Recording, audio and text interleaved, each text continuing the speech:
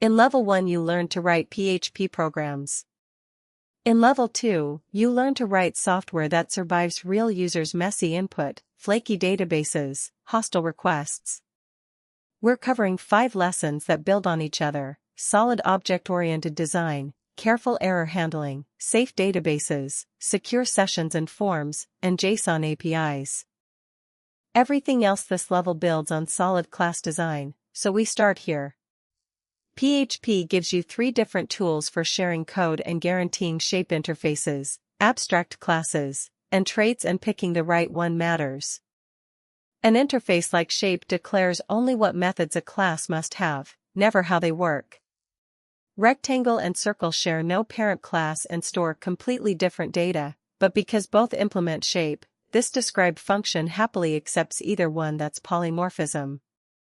An abstract class goes further. It can't be instantiated on its own, and it mixes real shared code with abstract methods every subclass must fill in.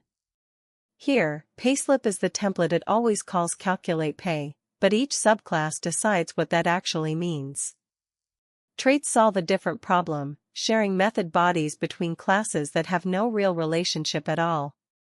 Payment and report both need logging, so they use the same loggable trait. PHP copies its methods into each class. No shared parent required. If 2 traits you mix and define the same method name, PHP won't silently pick one, you resolve it explicitly. Duck uses both swimmer and runner, keeps swimmer's version of move, and renames runner's version to run instead of losing it. With that toolkit, contracts, shared implementation, and mix-ins in hand, the next lesson turns to what happens when things go wrong: PHP's advanced error handling. Real applications don't throw one generic error and hope for the best. This lesson builds a small hierarchy of exception types, so callers can catch broadly or narrowly depending on what they actually need to handle. App exception is marked abstract, so nobody can throw a bare, meaningless instance of it. Every real exception is a specific subtype like validation exception or not found exception, and the catch blocks stay meaningful instead of guessing at a message string.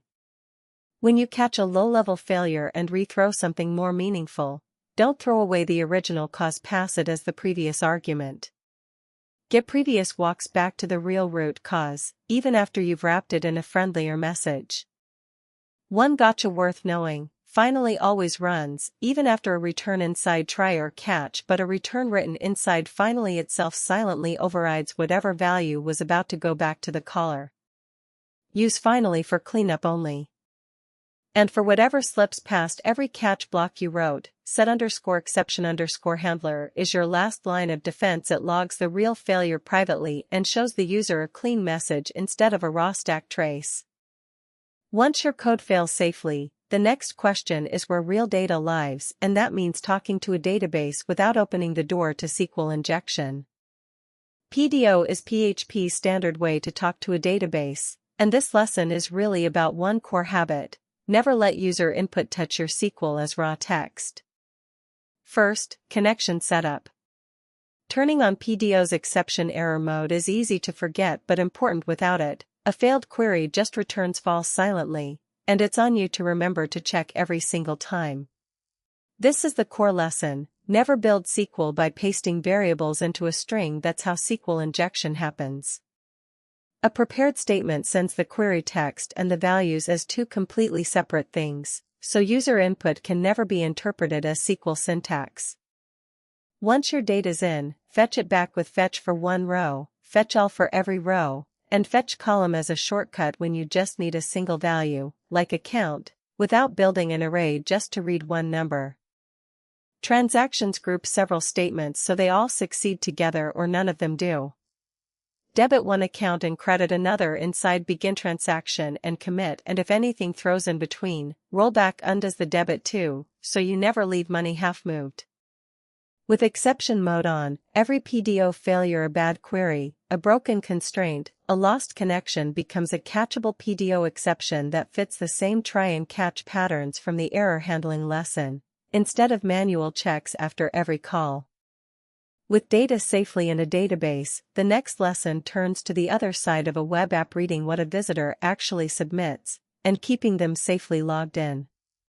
This lesson covers everything between a visitor typing into a form and your app trusting the result, reading input correctly, escaping it, validating it, and keeping their session secure. Get values live in the URL fine for a search box, never for a password. Post values live in the request body, and that's the right choice for anything that changes state, like logging in or submitting an order. Escape on output, every single time you print anything that came from a user. Skip it once, and a visitor who submits a script tag can run JavaScript in every other visitor's browser who sees that comment. That's cross-site scripting. Validate every field on the server too, even if you also validate in JavaScript. Client-side checks help honest users, but they're not a security boundary. Anyone can send a request directly and skip your JavaScript entirely. Logging in safely means two things: checking the password with password_verify instead of comparing plaintext, and calling session_regenerate_ID the moment someone authenticates, so an attacker can't hijack a session ID they planted before login. One more layer: a CSRF token, a random value embedded in your own form.